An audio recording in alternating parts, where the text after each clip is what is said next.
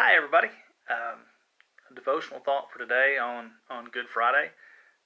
This is the day that we remember the crucifixion, Jesus dying on the cross. This is really the saddest day of the week as far as the Holy Week goes, from the triumphal entry to the time of him being crucified.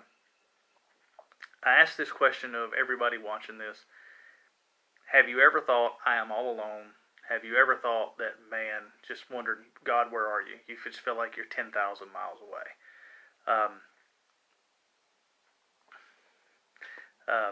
So, hey, Linda. David felt like that. Now, this verse, I read it today. I looked at my verse of the day on my phone, and this verse came up, and I was like, well, okay. I thought, sure, I know exactly where this is coming from. It's coming from the Gospels, but it's not. It says, my God, why have you forsaken me? Why are you so far from saving me? So far that from the words of my groaning.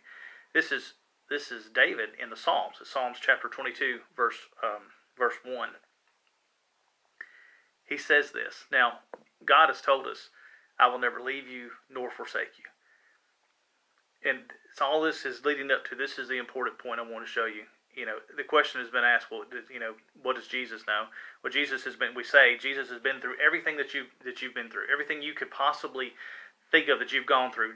You know, Jesus has experienced that, and he understands that. And well, everything? I'm going to say it's everything and one more.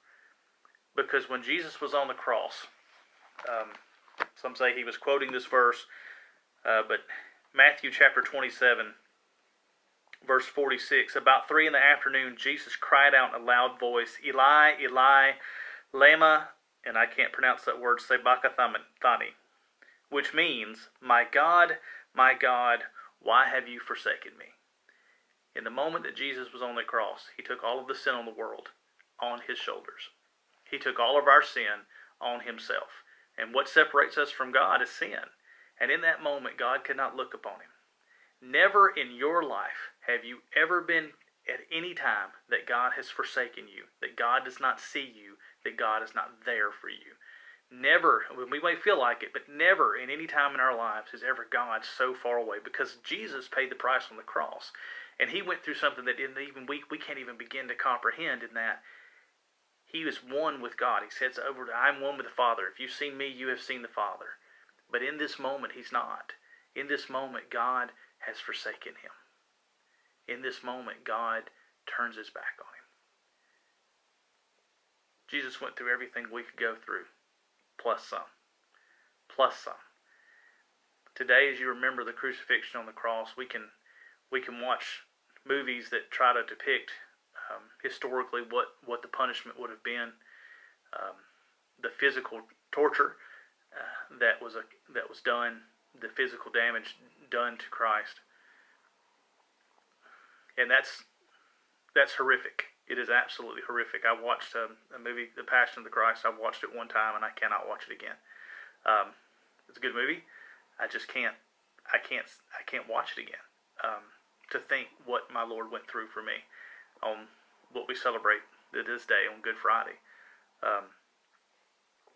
But beyond all that, Jesus left heaven where he was with the Father, where there was no pain, there was no hurt, there was no tears, there was no sorrow. He came to this world, he walked through all of that.